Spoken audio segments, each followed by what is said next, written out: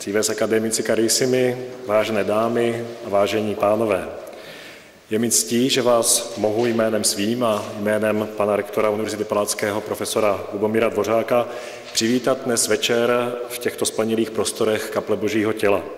Díky všem, kdo se zasloužili o vznik knihy a zorganizování tohoto večera. Předávám slovo jednomu z nich, profesoru Ivu Bartečkovi, děkanovi Filozofické fakulty. Dámy a pánové, akademická obci, milí hosté, děkuji za uvítací slovo pana prorektora Jakuba Dyra.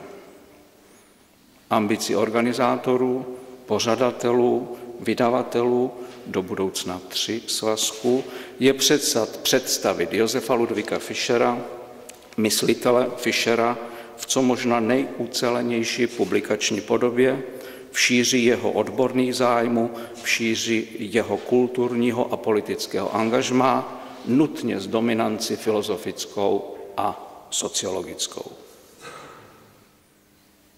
Děkuji a prosím o slovo pana ředitele Domu Akademia.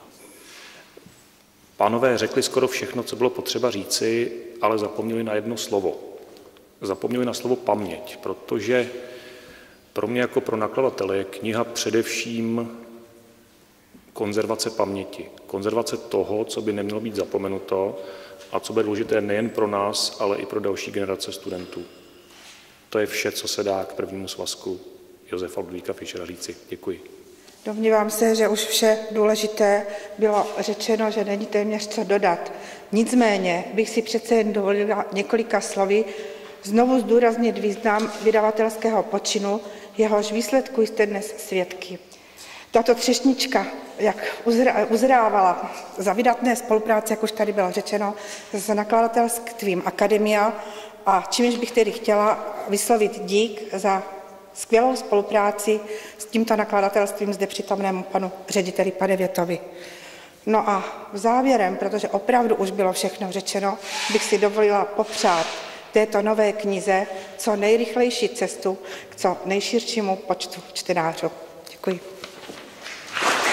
Jsme vytvořili edici, to znamená, museli jsme se rozhodnout, jakým způsobem k věci přistoupit, jakým způsobem uspořádat ten výbor z díla, o kterém bylo od počátku jasné, že má být trojčlenný. Na druhou stranu jsem zároveň dcera, to znamená, jak si ten nutný odstup, který člověk potřebuje, aby se dostal k takové té perspektivě, která mu dovolí přehlédnout ten celek díla, v jakési strategické jednotě a zároveň i v tom rozčlenění, tak ten jsem musela asi teprve nějakým způsobem získat. Na druhou stranu zase jsem měla bonus jakéhosi vhledu či blízkosti dané společně sdílenou krví a podobnými věcmi.